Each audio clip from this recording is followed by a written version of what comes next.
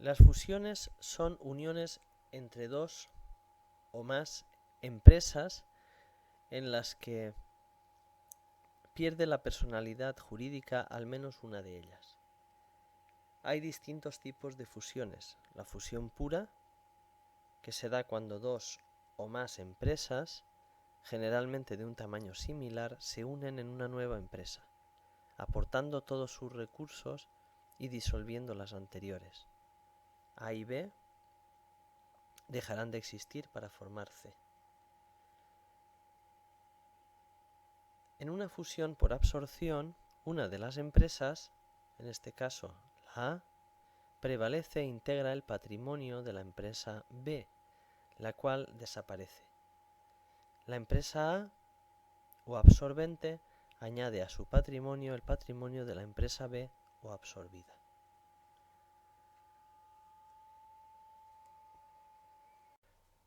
Existe otro tipo de fusión que se denomina fusión con integración parcial de activos.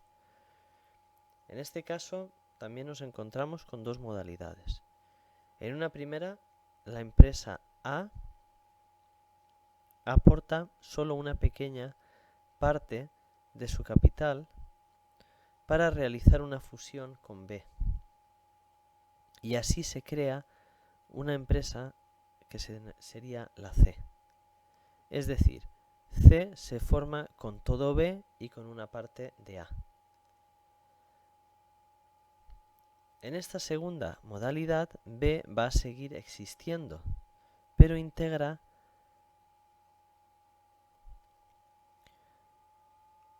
una parte de A. En ambos casos, A no se disuelve, solo aporta una parte de sus activos.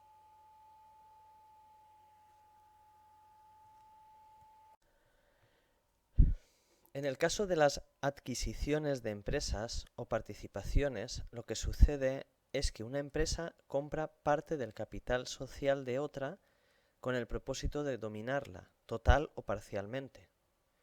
En este caso, ninguna de las empresas pierde su personalidad jurídica. Según el porcentaje de capital social adquirido o controlado y según la forma de distribución del resto de títulos entre los otros accionistas, que podría darse el caso de que sean pocos accionistas mayoritarios o muchos minoritarios, tenemos distintas formas de control. Una empresa tendría un control absoluto cuando el adquiriente posee más del 80% del capital social de la empresa adquirida. Hablamos de un control mayoritario cuando el adquiriente tiene más del 50% del capital social de la empresa adquirida. Y hablaríamos de un control minoritario cuando la empresa adquiriente tiene menos del 50% de las acciones de la empresa adquirida. Las implicaciones estratégicas son similares entre las fusiones y las adquisiciones. Y los métodos para realizar adquisiciones de empresas podríamos destacar entre los más frecuentes el contrato de compraventa convencional, que es el típico en el que se compra las acciones de la empresa adquirida sin más. También hay otras opciones como la compra mediante apalancamiento financiero o leverage buyout y otra opción que sería la oferta pública de adquisición de acciones. A continuación vamos a explicar con más detalle estas dos últimas.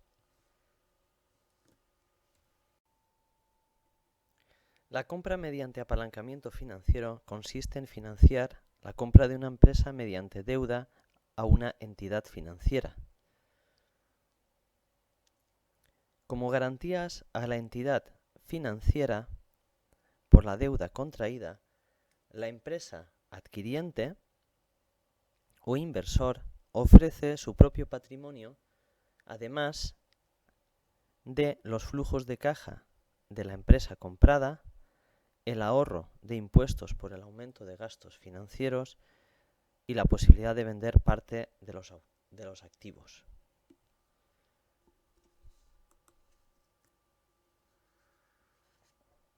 En general, las empresas compradas mediante leverage buyout se caracterizan por tener beneficios constantes y estables, disponer de bajo nivel de endeudamiento, ofrecer productos maduros y bien establecidos, contar con buena cuota de mercado y con un grupo directivo consolidado.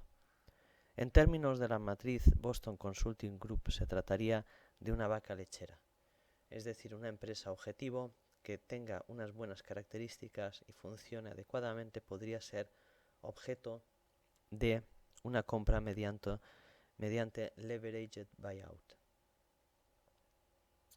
El grupo inversor puede estar formado por uno o más inversores. En ocasiones pueden ser los mismos directivos y en este caso se conoce como management buyout. Un management buyout se hace para reducir el conflicto de intereses entre accionistas y directivos con el fin de crear valor. Como tercer método para adquirir acciones de una empresa, tenemos lo que se denomina oferta pública de adquisición de acciones. Puede ser sobre todo o sobre parte del capital de la empresa. El inversor hace una oferta a los accionistas de otra empresa cotizada bajo determinadas condiciones, en las que habitualmente suele ofertar el pago de un sobreprecio por las acciones, lo cual le va a suponer un coste adicional. También se establece un porcentaje de capital social de compra prefijado y un tiempo prefijado para aceptar la oferta.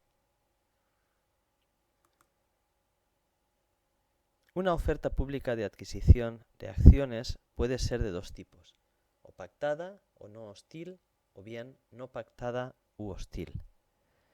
En el caso de una OPA pactada, es no hostil cuando no hostil se da cuando los directivos aceptan las condiciones y se pacta con ellos unas condiciones determinadas tras la compra o tras la adquisición. En el caso de una OPA no pactada u hostil, lo que sucede es que no se aceptan las condiciones por los directivos, por lo que es posible una defensa de los directivos y en este caso tratarán de hacer fracasar la OPA ofreciendo a los accionistas o bien una promesa de dividendos extraordinarios u otras formas de rentabilidad, o bien mediante la búsqueda de otra empresa inversora que les permita realizar una operación amistosa o pactada.